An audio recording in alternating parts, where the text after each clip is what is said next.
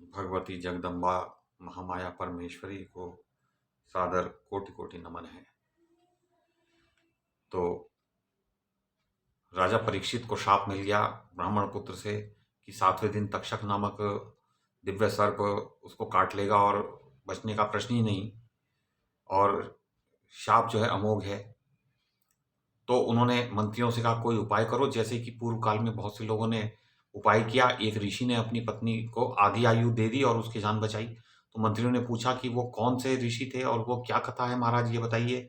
तो राजा परीक्षित बोले कि भृगु की जो पत्नी है उनका नाम पुलोमा है और उसके गर्भ से च्यवन ऋषि उत्पन्न हुए, और च्यवन ऋषि की स्त्री का नाम सुकन्या, जो एक राजा शर्याति की पुत्री हैं, और उस सुकन्या के गर्भ से राजा प्रमति पुत्र रूप से उत्पन्न हुए, जो बड़े विख्यात नरेश थे। प्रमति की स्त्री का नाम प्रतापी था, वह भी उन्हीं के समान आदरणीय थी।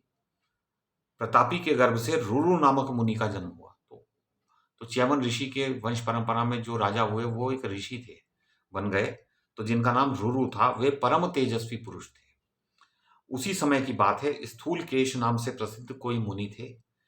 वो तपस्या कर रहे थे, वे बड़े तपस्वी, धर्मात्मा और सत्यवादी रहे थे। तो एक दिन मेनका नाम की एक दिव्य परम सुंदरी अप्सरा उस नदी के तट पर आई जहां पर वो तपस्या कर रहे थे, और वो जल में क्रीड़ा करने लगी। और वो इतनी सुंदर थी कि उसको देख के तो कोई भी उसकी ओर आकर्षित हुए बिना रह जाए तो बड़ा कठिन है। तो त्रिलोक सुंदरी उस अप्सरा से विश्वावसु मुनि का समागम हो गया। मुनि भी मना नहीं कर पाए, तो जिससे वह गर्भवती होकर चली गई। अब उसने तप भंग कर दिया मुनि ने। त्रिलोक तो स्थूल केश मुनि के आश्रम के पास जाकर तो विश्वावसु मुनि से उसको गर्भ रह गया, और वो गई कहाँ, स्थूल केश मुनि के आश्रम के पास जाकर मेनका ने कन्या का प्रसव किया। त्रिलोक सुंदरी उस अनाथ कन्या को नदी के तट पर देखकर मुनि स्थूल केश ने अपने पास रख लिया। अब वो मेनका अप्सरा की कन्या थी, वो भी बड़ी सुंदर, त्रिलोक सुंदरी त्रिलोकी में उससे बढ़ के कोई सुंदर ही नहीं। तो उनके द्वारा वह पाली पोसी गई। मुनि ने उसका नाम प्रमदध्वरा रख दिया। तो वो लड़की प्रमदध्वरा, देखो मेनका की कन्या थी। उस समय समय पाकर वह युवा स्त्री हो गई, अब जवान हो गई, लड़की बढ़ गई, उसमें सभी शुभ लक्षण उपस्थित हो गए। तो मुनिवर रुरु ने उस प्रमदध्वरा नामक कन्या को देखा। अब देखा तो आकर्षित हो गए।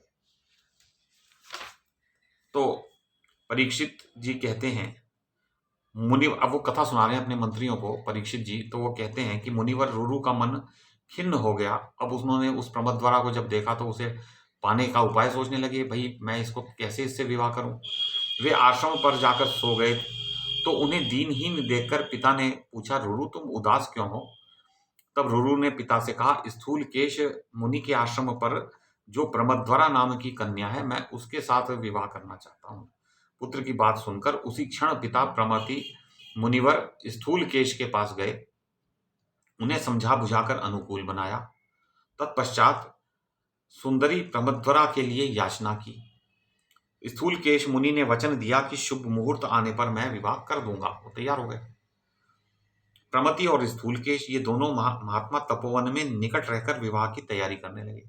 लड़का और वर और वधु पक्ष के दोनों लोग तैयार हो गए विवाह के लिए। उसी समय की बात है, सुंदर नेत्र वाली प्रमदध्वरा घर के आंगन में घूम रही थी। एक अलसाया हुआ सांप वहां पड़ा था। प्रमदध्वरा के पैरों का स्पर्श होते ही उसने सांप ने डस लिया। सांप के ऊपर तो अगर पैर पड़े किसी का तो वो बिना डसे रहता नहीं है, उसको बड़ा क्रोधी होता है, वो छोड़ता नहीं है सांप। तो प्रमदध्वरा को उसने काट लिया। इससे उसका शरीर प्राणहीन होकर धरती पर गिर पड़ा। उसके प्राण उसी क्षण पखेर उड़ गए, प्राण पखेर उड़ गए, उसके प्राण निकल गए। सब और कोहराम मच गया। सब के सब मुनि वहां आ गए, जो सब मुनि वहां रहते थे।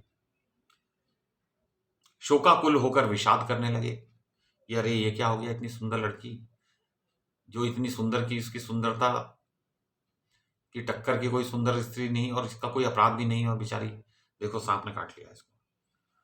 तो धरती जमीन पर पड़ी हुई मृत पुत्री को देखकर पिता के दुख का पारावार न रहा। वो तो पागल हो गए।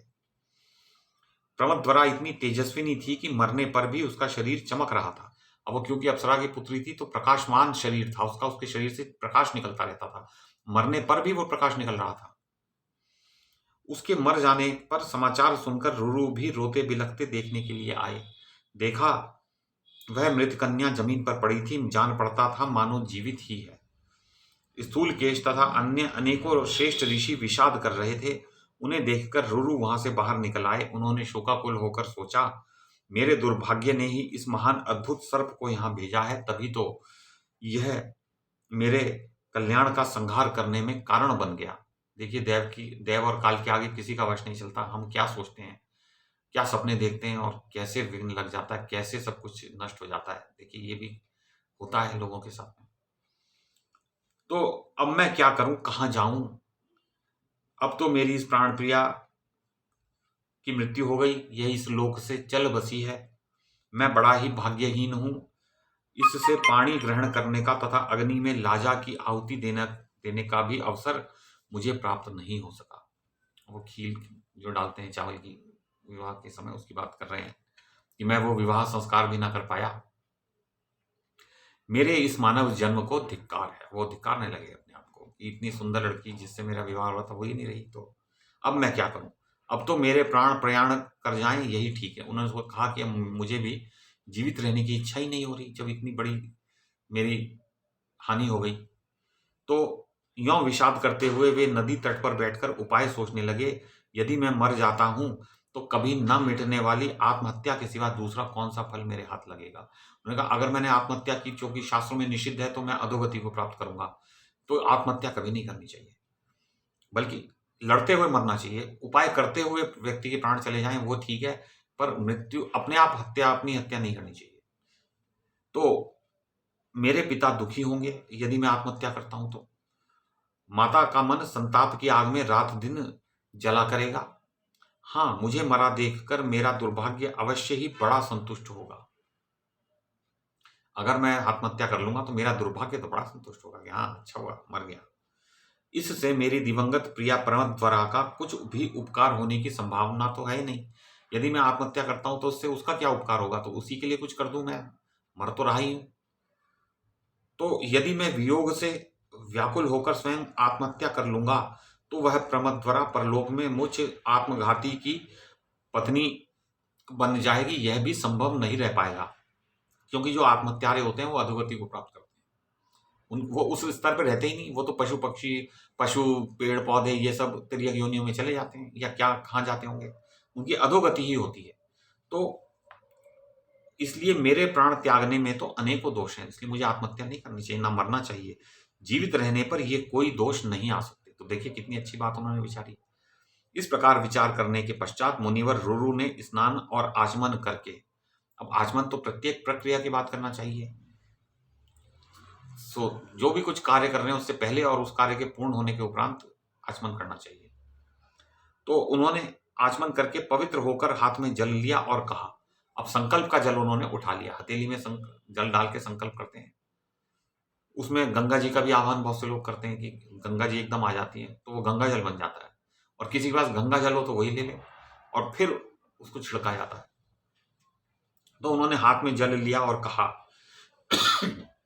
यदि मैंने कुछ भी देव पूजन आदि पुण्य कार्य किया हो, अर्थात भक्ति पूर्वक गुरु देव की पूजा, जप तप हवन, संपूर्ण वेदों का अध्ययन, पुण्यमयी गायत्री का जप एवं भगवान सूर्य की आराधना यदि मैंने की है, तो की है उन्होंने, तभी तो कह रहे हैं, तो उस पुण्य के प्रभाव से मेरी यह प्रिया जीवित हो जाए। तो मेरी यह जो प्रियतमा है जिससे मेरी विवाह हो रहा था, ये जीवित हो जाए मेरे पुण्यों के प्रभाव से। इतने पर भी यदि मेरी प्राण प्रिया के प्राण नहीं लौटेंगे तो मैं जीवन को त्याग दूंगा। लेकिन वो भृगु ऋषि की वंश परंपरा में आ रहे हैं, तो उसका भी प्रभाव पड़ता है कि उनके पूर्वज कितने शक्तिशाली रहे हैं। तो इस प्रकार संकल्प करके देवाराधना पूर्वक रुरु ने वह जल जमीन पर छोड़ दिया। तो ऐसे यूं करके धरती पर डाला जाता है वो जल, संकल्प का जल जो होता है। तो राजा परीक्षित कहते हैं, रुरु अपनी भावी पत्नी प्रमदध्वरा के वियोग से दुखी होकर यों विलाप कर रहे थे। इतने में सामने से भगवान का भेजा हुआ दूत आया। तो देवदूत आया और वह मुनि से कहने लगा। अब वो क्या कहेगा, उनको रोकेगा, उनसे बात करेगा और फिर वो जीवित कैसे होंगी, तो ये कथा हम रुरु और प्रमद्वरा की कथा जीवित होने की कल पढ़ेंगे। तब तक मैं देवी जगदम्बिका भगवती आद्या शक्ति परमेश्वरी को कोटि कोटि नमन करता हूँ।